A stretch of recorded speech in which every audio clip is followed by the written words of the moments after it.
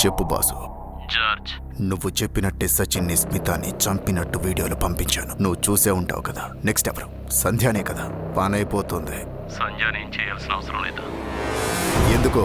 అతి తెలివితేటలు చూపించొద్దు. నేను చెప్పింది మాత్రం చెయ్యి. సంధ్యని ప్రాణాలతో థామస్ పార్క్ కు పంపించా. ఇలా చూడు, నువ్వెవరో కూడా నాకు తెలియదు. ఇంతకు ముందెప్పుడు నేను చూడలేదు.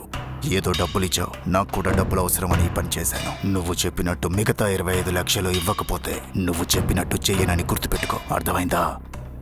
జార్జ్, ఇంతకు ముందు నువ్వు డబ్బులు ఎక్కడైతే తీసుకున్నావో మళ్ళీ అక్కడే బ్యాలెన్స్ అమౌంట్ కూడా ఉంది. వెళ్ళి డబ్బులు తీసుకో. సంధ్య నాకు ప్రాణాలతో కావాలి. అర్థమైందా? అలా రా దారికి.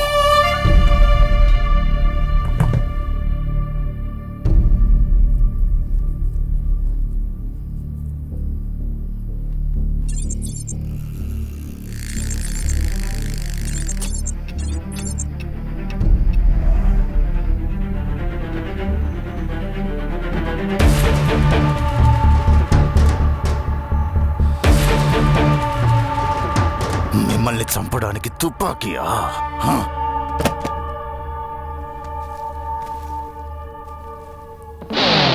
రేయ్, ఒక్క అడుగు ముందుకేసినా బుల్లెట్ ని మెదడులోకి వెళ్ళిపోద్ది. నా చేతుల్లో గన్నేంటనే ఆలోచిస్తున్నావా? Police officer కూతుర్నిరా. అన్నా, వెళ్ళి గన్ తీసుకో అన్నా. త్వరగా వెళ్ళు. ఫోన్ తీరా. తీయరా, త్వరగా తీ.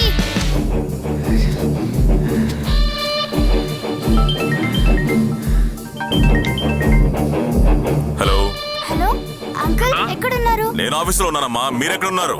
మీరు భయపడకండి అంకుల్, హంతకుడు ఇక్కడే ఉన్నాడు. మేము వచ్చేస్తాం. తీసుకొని మీ దగ్గరకు వచ్చేస్తాం. స్మిత,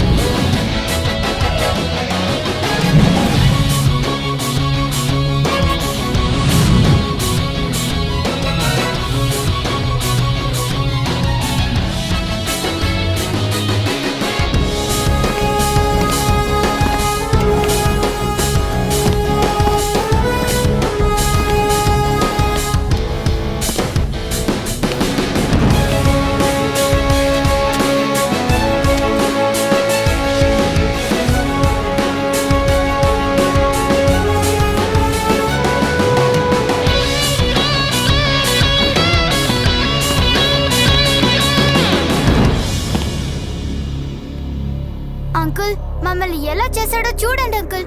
నేను విన్ని షూట్ చేసేస్తాను. స్మిత,